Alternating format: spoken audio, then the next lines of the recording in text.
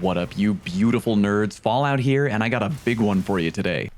Phrasing? 100 tips and tricks for Monster Hunter Wilds. Let's not waste any time and jump right in. Number 1, you can use your slinger in combat without needing to sheath your weapon first. If you have your weapon out, just go into focus mode, then hit L3, aka press down on your left joystick, and you can fire your slinger right away without needing to sheath your weapon first. Number 2, you know those small crystals that can appear on the ground during hunts against guardian monsters in Wyveria? Hit them with an elemental slinger shot to trigger a detonation which can do big damage to whatever you're fighting. Number 3, don't ignore affinity. If you're new to Monster Hunter, affinity basically means chance to land a critical hit. So if your affinity is 10%, that means that with every weapon attack you land on a monster, you have a 10% chance of dealing critical damage, which, by the way, a critical hit deals around 25% more damage. Many endgame builds are focused around absolutely cranking your affinity as high as it can go. It's important, so don't ignore it and keep an eye out for equipment skills that can improve the stat. Number 4, some monsters, after performing some of their strongest attacks, will become vulnerable immediately afterwards, displaying temporary weak points. A great example of this is Ray Dow, who, after trying to snipe hunters with a precision lightning attack, will glow red all over his face for a few seconds. Keep your eyes peeled for these unique windows and hit the monster with a wound-breaking attack to take advantage of the moment if you can. Number 5, even though your minimap will show you the location of nearby items, it's easy to miss something important, especially in tight areas where many items could be bunched up together on the minimap. Keep an eye out on the left side of your HUD, which also shows you exactly what items are nearby. And on that note, number 6, if you see something nearby on your HUD and you're too lazy to look around for it, just aim your slinger and hit up or down on the D-pad, and you can scroll through items on your HUD and even grab them with your slinger without needing to look at them first. Number 7, each area in the world has multiple hidden spots for you to set up camps. You should strongly consider setting up a lot of camps, as being able to fast travel in between them can save you a lot of manual in-game travel time. However, going around and setting up these camps one at a time can be kind of a hassle. Therefore, I recommend you talk to Conut, the support desk palico in the Windward Plains. By clicking Manage Pop-Up Camps, you can see the exact location of every place on the map you can set up a camp, and you can do it remotely right from Conut. On that note, number 8, you can change the look and decorations of all your camps by talking to Conut and clicking on Edit Pop-Up Camps. These are all mostly cosmetic, but you can add a small practice barrel at each of your camps if you want to practice a few combos without heading back to the practice area. Number 9, your binoculars are a vitally important tool in helping you find crown monsters, aka monsters that are much bigger or much smaller than normal. Hunting these is mainly a big deal for achievement hunters, but yeah, you can use the binoculars to immediately identify if a monster is a crown monster or not. Look for the icon. Number 10, on that same note, if you find a crown monster that you want to save for later, maybe to hunt with a friend who is also crown hunting, save it as an investigation. When you decide to go on that investigation later, you'll be fighting the exact same monster, who will be still a guaranteed crown 100%. Number 11, if you're having trouble seeing your hunter's outline when your view is being obscured by a monster, for example, a white hunter outline against a whitish monster like Arkveld, you can change that. Go to Options, then Game Settings, then Obscured Hunter Visibility. You can try changing your outline to black, yellow, blue, or red when behind a monster. I recommend yellow. Number 12, remember that sometimes you don't want to immediately break an open wound the moment you see it. Some weapons benefit heavily from doing so, like Charge Blade players who use them to transform their axe into a giant pizza cutter. You may also have someone in your party who might be taking advantage of something like Weakness Exploit. Not that anybody in the party should yell at you for breaking a wound, but if you're really trying to min-max out there, there are just some things you might want to double check on with your team before launching a hunt and auto wound breaking. Number 13, when you're in your environment overview, remember that you can hit R1 to tab over and get a forecast of upcoming outbreaks and monsters that will eventually appear in the area. Your actions may change the forecast, but it's a good thing to keep an eye on if you're looking for something specific in the area and you want to look into the future a little bit. Number 14, if you're a newer player, remember to always check the field guide to learn more about monster weaknesses. Not just weak points on their body, which is good to know, but also what elements they might be weak to, just in case you happen to have a weapon that deals that kind of elemental damage or you want to craft one. Number 15, if you're a solo player in the middle of a hunt and having trouble, remember that you can fire an SOS flare up to try and get some help finishing the hunt. But what if you're embarrassed of effing up in front of other human people who might judge you? Well, number 16, you can fire up an SOS flare even if you're solo and not playing online. If you go to Alma, then go to Settings and change multiplayer settings to only support hunters, then the next time you're out on a hunt and you fire up an SOS flare, you'll immediately be joined by AI hunters to help you out. Number 17, if you're in an extremely hot or cold area and you've forgotten to craft a hot or cold drink,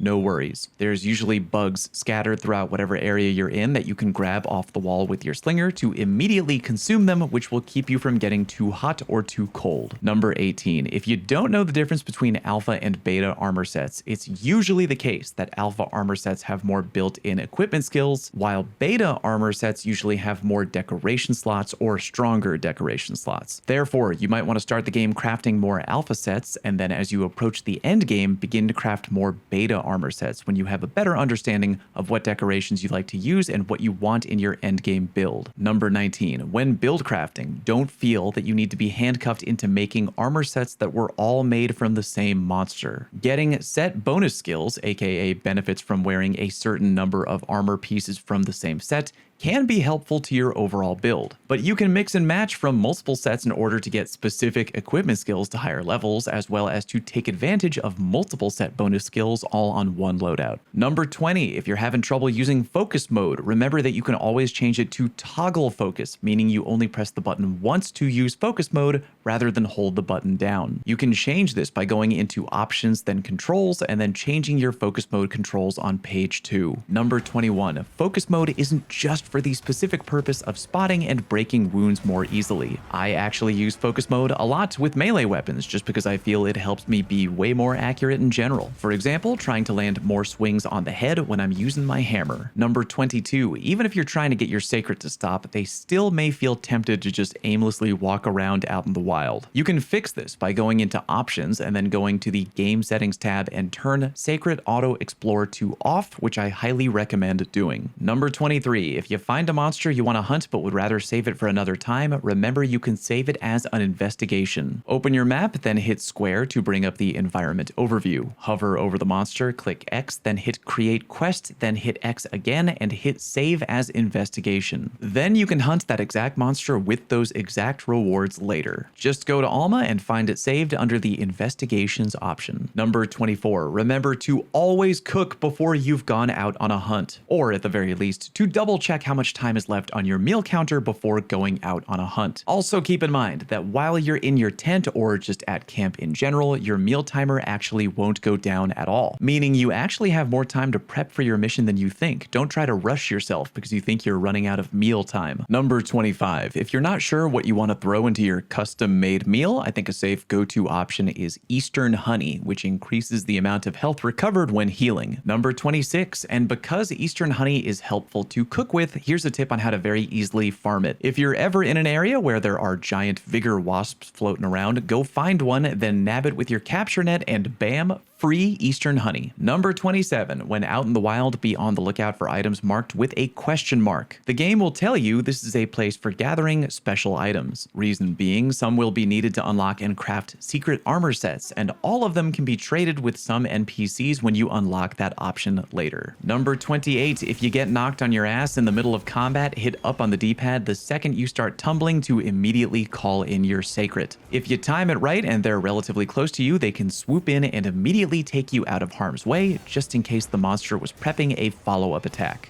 Number 29, when you're leaving camp to go on a hunt, remember to hit left on the D-pad while riding your sacred. Doing so will let you access an extra pouch containing some first aid potions, rations, and even slinger ammo if you forgot to restock and happen to be low. Alma will also let you know anytime it is restocked during a hunt. Number 30, flash pods are great at disorienting monsters, but 99% of the time I only use them on monsters that are flying or hovering. Doing so will send them crashing to the ground and leave them extremely open for big damage. Number 31, your Palico is more than a fun, cute companion. When you finally reach the end game, your Palico will ask you to go on some fun side quests, which you should 100% do as fast as possible. Completing these side quests will greatly improve how exactly your Palico will be able to help you in a fight, so don't leave any of those side quests on the table. Number 32, and on that same note, if you're not sure what gear to give your Palico, I recommend hooking them up with a paralysis-based weapon. If you do that, they'll be able to help you by by occasionally paralyzing monsters during a hunt, which is always fun. Number 33, always keep your eyes peeled for natural traps on the battlefield during a hunt, i.e. vines to tangle up a monster or rocks that you can pull down for big damage. If a monster isn't exactly cooperating and heading to the right spot, you can always hit them with a lure pod from your slinger. Number 34, if you're the type of hunter who wants to try something new every now and then, remember that there's no better way to practice learning a new weapon than going to the training area, which, by the way, you can access from anywhere via the world map. Also, don't think you have to craft a new weapon in order to start practicing with it. There should be a big chest in the training area you can access that already has every type of weapon in the game inside, should you want to practice with a weapon type you've never used before. Number 35, monsters will sometimes drop ammo for your slinger when you break their wounds. These pods do a decent amount of damage and can be used to stun monsters or cut their tails or tentacles, so don't forget to use them if the opportunity comes up.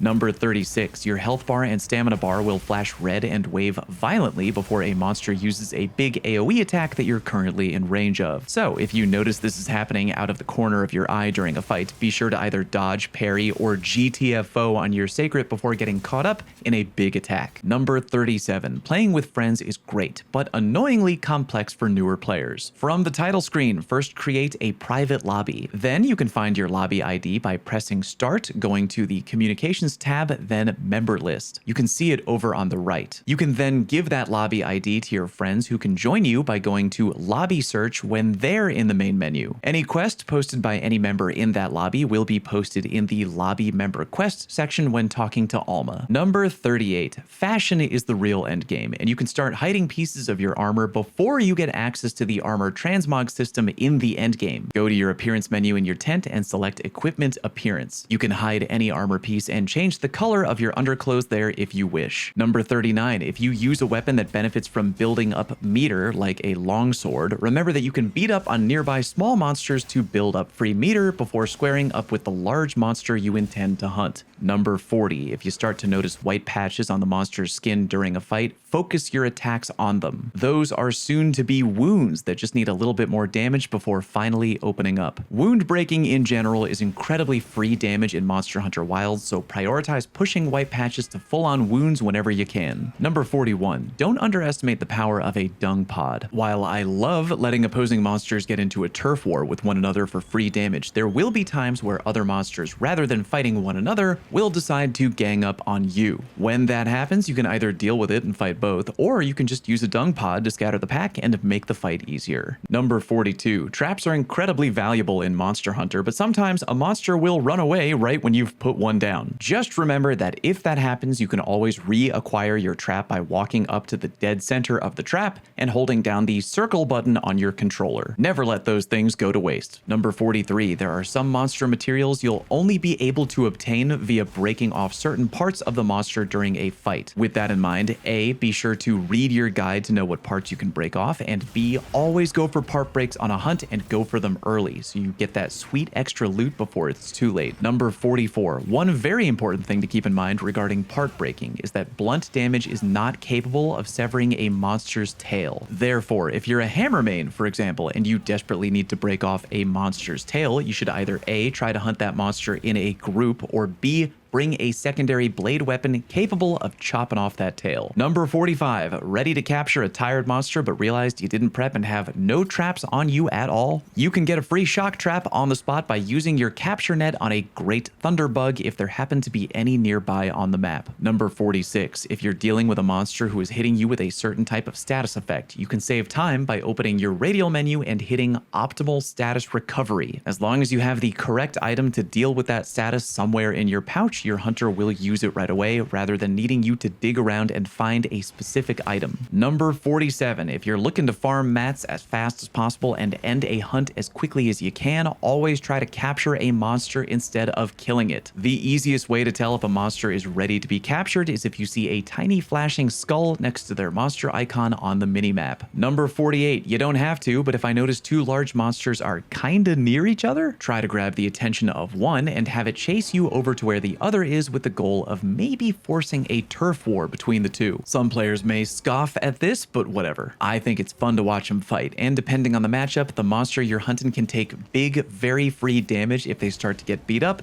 meaning your hunt will be shorter and easier overall. Number 49, how to cook perfectly well done steak every time via your portable grill. This event is actually 2 mini games in one. You have to A, take the meat off the grill at the exact right time, and also B, tap the button at the exact right time when cutting the meat. For taking the steak off at the right time, you can listen to the music, but there's also an easy visual cue. Keep your eyes on the meat as it's cooking, and when it suddenly develops a light char, pause right there. See that char on the outer edge of the meat? The second you see that char appear, take that meat off the grill. Number 50. If you're trying to efficiently farm ingredients and items out in the wild, be sure to pay attention to the current season indicated on the bottom left corner of your minimap. Farming during the plenty will reward you with more ingredients and will raise your chances of finding cooking ingredients. You can always rest at your tent to change the season of the region you're in. You can also equip armor or decorations with the botanist and geologist perks to get even more materials from nodes out in the wild. Number 51. When you finally unlock the ability to do so, make it a big priority to complete all of the following side quests. Reason being is that completing these will unlock the material retrieval option with Nada at base camp. When you have this unlocked, you can literally get free materials from time to time, and it'll drastically cut down on your need to farm specific items in-game. Number 52. Also keep an eye out for NPCs giving you the following side quests. Completing these will unlock the item trading option with each NPC and later on with Nada once you get to chapter 4. With item trading, you can get unique cooking ingredients, armor spheres, and crafting materials, so try to do those quests right away when you can. Number 53. For newer hunters, the sooner you get used to using the radial menu to access items instead of manually scrolling through your items on your HUD,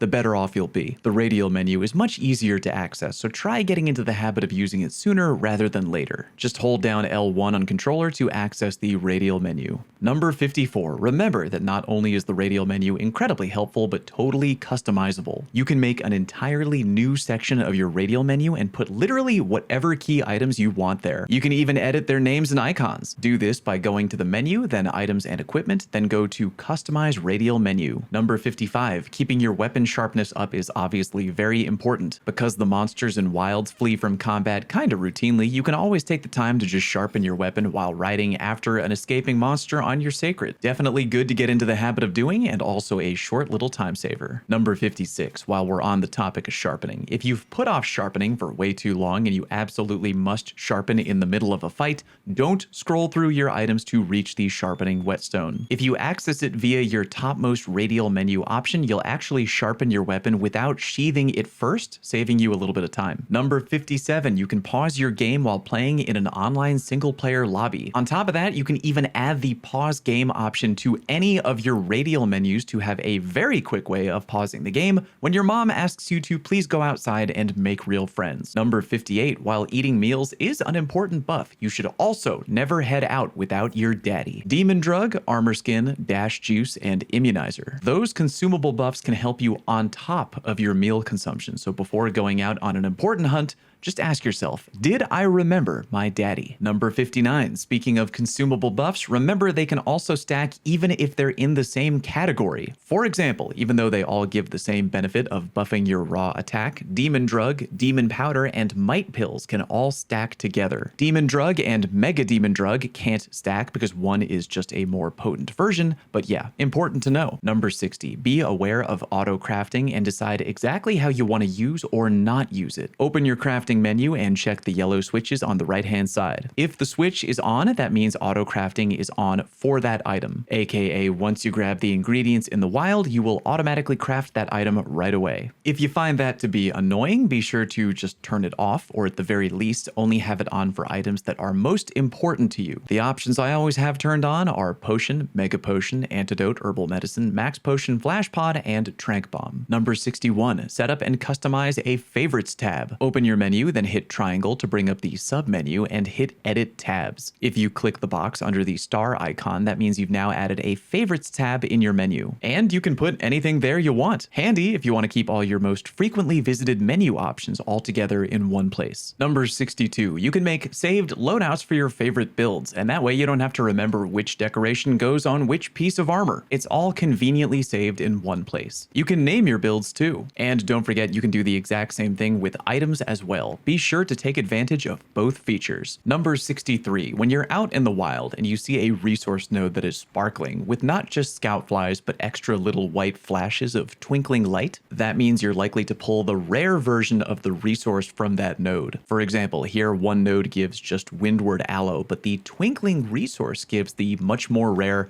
fine windward aloe. Number 64. If you're fighting an Uthduna in their lair, they may do a move where they swim out into the ocean area and then come back with a big old tidal wave that can really ruin your day. You can prevent this attack by latching onto the lock ruins with your slinger and then activating it finally when the Uthduna swims by. You'll do a bunch of damage and completely shut down the tidal wave attack. GG. Number 65. If you're a relatively new player and you're not sure what decorations to try in your weapons, usually decorations that boost attack, affinity, or anything related to landing crits in general are often considered hard to go wrong with. Some examples include the Attack Jewel, Critical Jewel, Expert Jewel, and the Tenderizer Jewel. Number 66. I know it can be intimidating to newer players, but do your homework when it comes to decorations and equipment skills. What I mean by that is, if you're not sure what a skill does, just Google that shit to try and get more info. Find content creators who do additional research, or if you have friends who are veteran players, maybe check with them. For example, Dreaming Suntide is a great content creator who I've been following who really enjoys breaking things down, but there's plenty more out there. Do some homework, learn what skills do what exactly, and that'll help you in better understanding endgame builds and gear. Number 67, upgrading your armor is definitely important, but I'd strongly recommend that you maybe don't do it until your hunter is firmly in the endgame. Reason being, you can kinda just breeze through the entire campaign without really needing to use any armor spheres at all. If you're gonna start crafting any endgame loadouts, you'll be glad you saved all your armor spheres for upgrading and improving your endgame builds. Number 68. Keeping track of how many materials you need to craft all your talismans, armor pieces, and weapons can be a real pain. However, the game keeps track for you as long as you are wishlisting the items. You can wishlist as many pieces of gear as you want, including upgrades. Anytime you get a part you need, you'll see a notification on the right-hand side of your screen letting you know how many parts you have and how many you'll need to craft all your wishlisted gear. Number 69. When you mount a monster, remember that you can open multiple wounds before toppling the monster to the ground. Simply use your left joystick to jump between the head, back, and tail of the monster. I'd say that unless your stamina is really low when you start the mounting process, you should go for 2 wounds before activating the wound breaking move. Number 70. A fast way to unload your items after doing some farming is to equip any item loadout. That way you automatically store all the loot you got. Number 71. If you don't have enough parts to craft a set of elemental weapons, you can craft a sleep or paralysis one. That's because most monsters are somewhat susceptible to those status effects, and no monster will be resistant to the damage you inflict. Number 72. Nullberries are great at removing status afflictions, but for many of them, you can just roll on the ground. I think it's common sense that rolling on the ground can put out being on fire, but you can also roll on the ground to get rid of blast-related afflictions like the one given by Ajarakan, which is kinda silly, but hey, if it works, it works. Number 73. A quick way to check what you have in your pouch without having to scroll through all the options is to hold L1 and press the touch bar on your controller if you have a PlayStation controller. Your whole pouch will appear on the bottom of your screen, allowing you to check its contents and even select the item you want assigned to your square button by moving the right thumbstick. Number 74. Ardian weapons are some of the most powerful gear you'll eventually have access to. However, crafting involves both a lot of farming and some RNG. A great way to farm Ardian parts is by hunting pairs of tempered monsters. Those hunts will usually reward you with a bunch of parts. Also, don't forget that breaking the blue wounds on tempered monsters will reward you with materials that can be melded for even more parts. Number 75. If you're looking for additional challenges and additional rewards, be sure to visit the support desk Palico Conut at the main camp. You can view limited bounties there and also claim your rewards when the bounty has been completed. Number 76. Once you reach chapter 4 of the story, you'll gain access to the support ship and Santiago, who has some quality items for you to purchase in exchange for guild points. It's important to note that the support ship will not always be available, but your map will show you this icon when they are docked in the planes. You can also ask Santiago to focus the next shipment's content. Number 77. Once you get to chapter 4, you'll unlock more quests with guaranteed bonus rewards upon completing called appraisal items. These are huge and reduce the amount of pure RNG required for getting that awesome new gear piece you want. And if these symbols at the bottom of your screen are not saying much, here's a cheat sheet. Veteran players already know all of this, but new players, Hope you enjoy. Number 78. Remember to claim your login bonus gifts every day. Among those gifts, you'll get lucky vouchers that can be activated before launching or joining a hunt. These vouchers will give you a whole set of extra rewards once you successfully finish the hunt. You have a cap of 5. What I like to do is save a couple of them, and once I have 4, I use one on a double hunt to get even more rewards. Number 79. Once you complete the A Hunter's Pride quest, you'll get access to customize your sacred at Kunafa Village. Be sure to do this for no other reason than it's cool. You can even rename your sacred, but remember, with great power comes great responsibility. Number 80. And in the same vein, don't forget to customize your hunter profile. You can edit this a number of ways, using titles you unlock by ranking up or beating specific hunts a set number of times. You can also add counters to show how many monsters you've slain or how many crown monster hunts you've completed. Number 81. Try to do all the optional side quests once you get to chapter 4. They're a fast and easy way of ranking up your hunter rank to be able to unlock harder hunts during chapters 4, 5, and 6. Some of those quests will also unlock great stuff you'll appreciate right away, like the ability to do double hunts in each region. And yes, I know that fishing can be frustrating, or that these two guys love to send you out on fetch quests, but it will be worth it, trust me. Number 82. Did you know our favorite existentialist Woodwood, Rove, has a tendency to get captured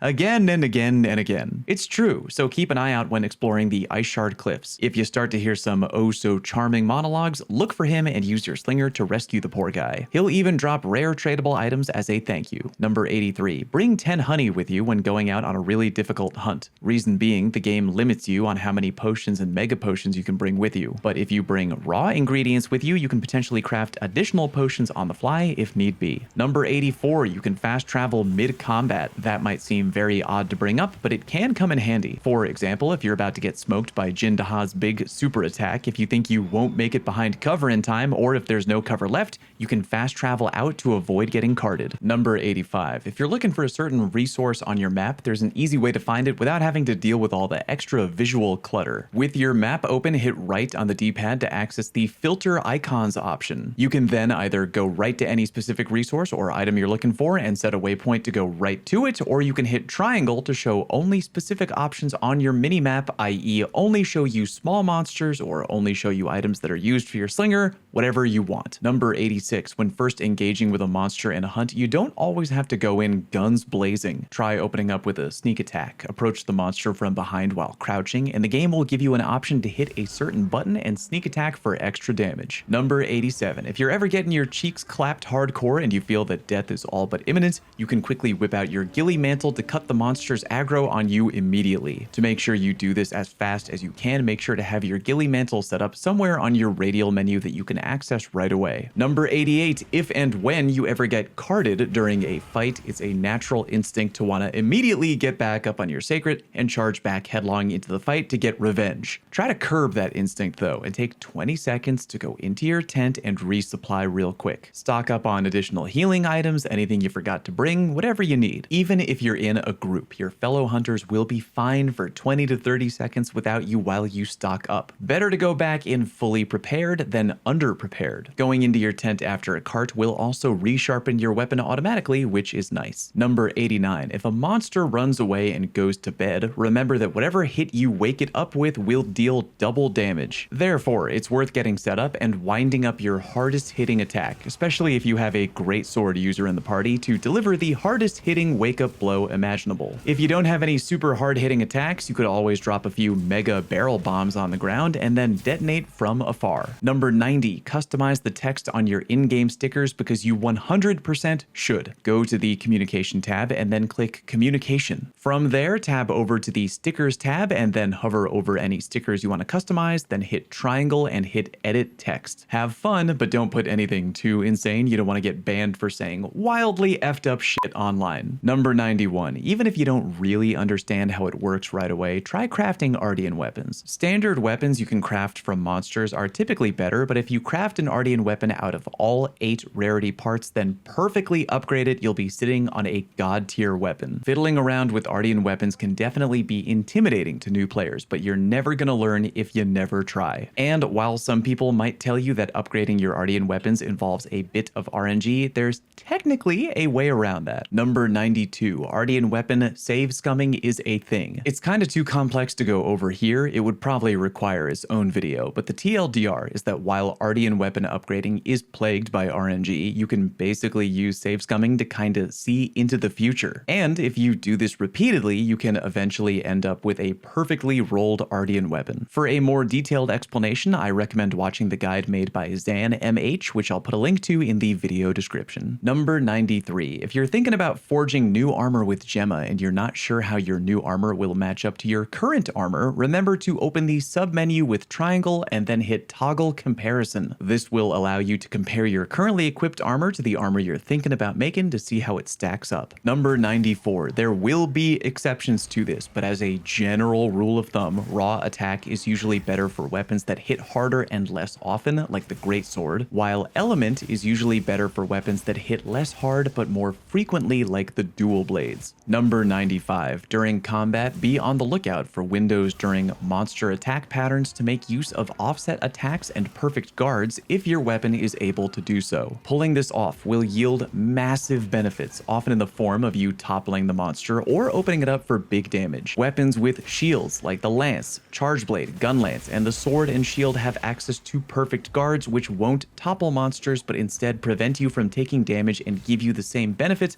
of opening you up for stronger moves earlier in your combo. Perfect guards can also set you up for power clashes, which after a short animation give you an opener for a big hit and can topple the monster for a short time. Number 96. If you want to practice your offsetting and perfect guarding, remember that you can do that in the training area. Go ahead and talk to the palico standing in the area and change the settings of the combat dummy. You can make it throw stuff at you, attack you repeatedly, and even move around the arena. Again, this is great not just for learning new weapons, but practicing your guarding and offsetting too. Number 97. If you ever get a message in-game that someone in a specific location wants to make you a meal, take them up on that offer. Yes, you can cook your own meals, and you should, but the meals NPCs make you offer stronger benefits and they last a bit longer. And on top of that, hey, you don't have to waste any of your own ingredients, which is great. Number 98. If you're having trouble remembering what buffs you currently have applied to your hunter, remember that you can just look at the top left corner of your screen. These icons are tiny, but they show you what buffs you have on. If you want to learn what these little symbols mean, educate yourself. Open up the menu, go to Info, then Play Guide, then Basic Controls, then Status Effects. This should have every symbol and their corresponding effect explained. New players are often told about the importance of keeping their weapons sharp, because if your sharpness goes down too much,